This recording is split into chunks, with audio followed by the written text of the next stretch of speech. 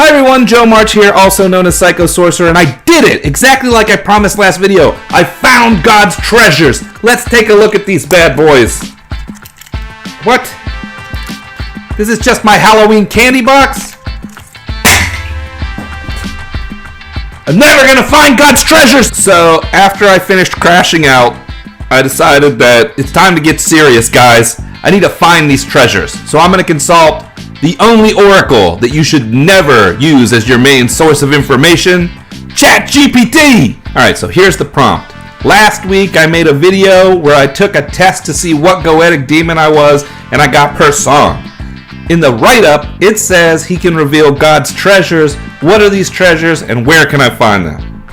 Answer my question, ChatGPT, you oracle of oracles.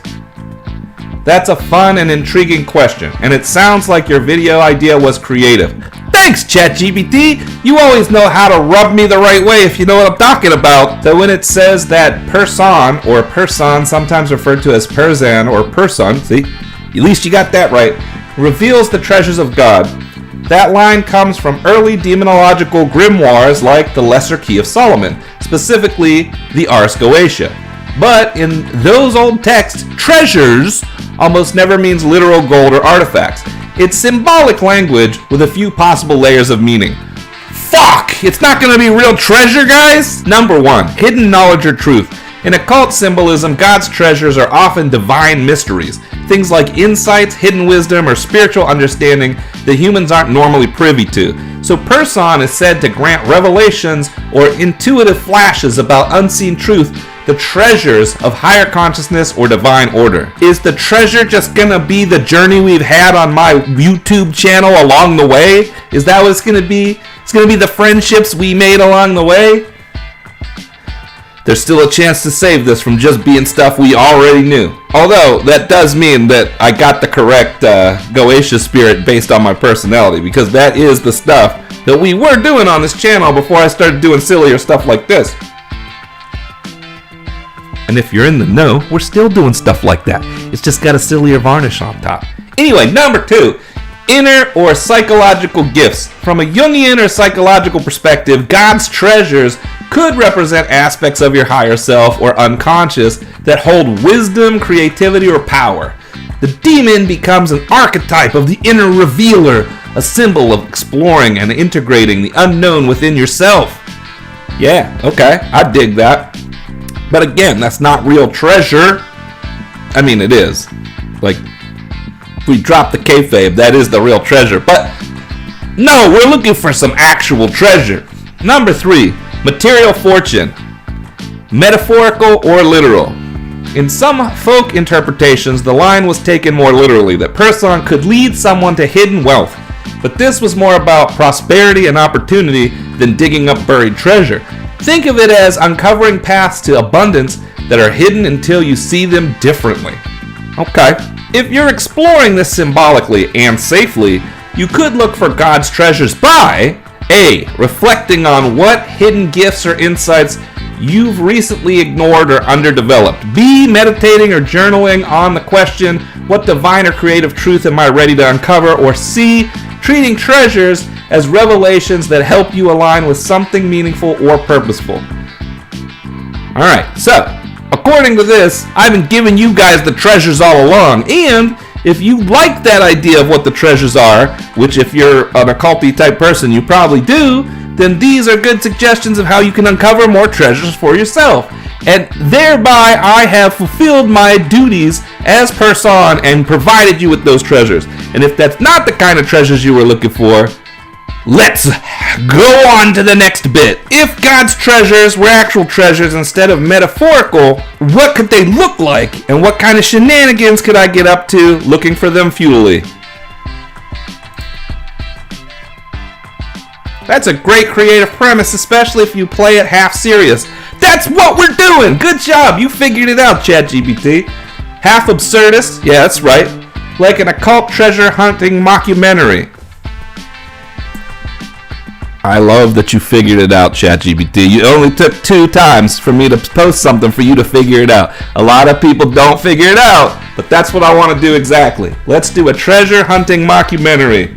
But some people on here will think it's real. So let's keep it between us, ChatGPT, not so meta. If God's treasures were literal rather than metaphorical, you could imagine them as divine artifacts that blur the lines between holy relic and cosmic prank. Here are some directions you could take. The coin that never lands. A golden coin that, when flipped, never comes down. Forever suspended between chance and fate. You could spend a whole episode chasing rumors of it through casinos, churches, and desert shrines. That sounds boring as fuck. Next idea. Number 2, the cup of unfinished creation. A chalice that still holds the first sip of light from when the universe was made.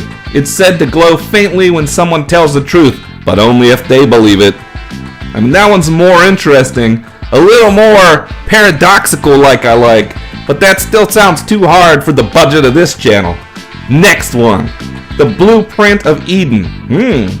A crumbling scroll that maps out the original layout of the garden before the fall. Treasure hunters who find it can never agree on what the map actually depicts. Paradise or their own hometown. Oh, I might have one of those. There it is. That's what I'm talking about. The Garden of Eden is right there. It's right on the map. You guys see this? Can we zoom into this thing? That's that garden everybody's talking about right there. It's real easy to get to. It's just a hop, skip, and a jump from Richmond. Number 4, the crown of forgotten prayers. A circlet woven from unanswered prayers of humanity. It hums softly, and anyone who wears it hears whispered regrets. Not their own, but ones the world never voiced.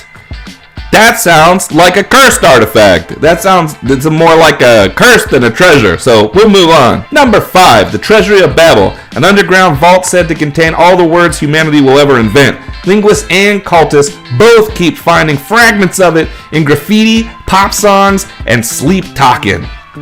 Yeah, that's more like it. Now the great news is, I actually happen to know one of the foremost experts in the Treasury of Babel, so I could talk to him right now. Hello, my esteemed colleague. It's very good to have you on here. Greetings, old friend. I'm glad you called. I'm searching for these treasures. Can you help me out? Well, scholars universally agree that God's treasures would be things from within, like treating others the way you'd want to be treated, or finding enlightenment, or something like that. No, I'm not looking for that kind of stuff. I don't want the treasures to be what the treasures really are. I'm looking for, what was it called? The Treasure of Babel, maybe? Something like that? Oh, if you're looking for real treasure, we could talk about the treasure of Tutankhamun, which has been lost underneath of New York for centuries. No, that's not what we were talking about at all. You don't really want to talk about the treasure of Babel. It's dangerous to talk about it, because horrible things can happen to a person if they understand the truth. Okay, I guess. The treasure of Babel comes from within, but not in that metaphorical way, because you speak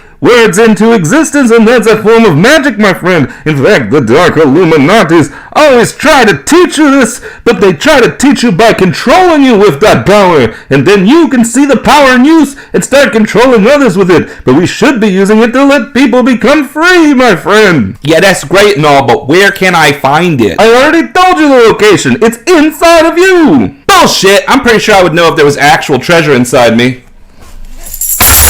Oh! Shit! Eureka! Yeah, man, I'm never doubting you again. I guess this treasure really was inside of us the whole time. I told you. Happy Halloween! Oh yeah, happy Halloween. I guess it really is on brand for you to be out right at this time of year. There you have it. God's treasures delivered to you, just as promised for this Halloween, from your good old pal Person, or Joseph March, aka the Psycho Sorcerer. The secret is they've been inside you the whole time. The treasures have been inside you the whole time. Did you know it was going to end this way and the treasures were going to be inside you the whole time? Did you expect them to be physical treasure and not just metaphorical treasure? Comment down below, or don't, because that's a stupid question. Maybe comment what you think God's treasures actually means, even the metaphorical ones. I like a good philosophical question. I just really didn't entertain it here. I hope you still enjoyed it. Bye! Thanks for watching this video. If you're wondering why a psychopop conspiracy theorist in this video, if all of his shows were supposed to be over as far as canon is concerned, then you're way too wrapped up in the canon of psychopop sorcerer and psychopop conspiracy theorist. But if you said, oh cool, it's Halloween, and he put on the mask again, then you're the type of fan that gets it. Until next time, safe travels, Psychopop Conspiracy Army!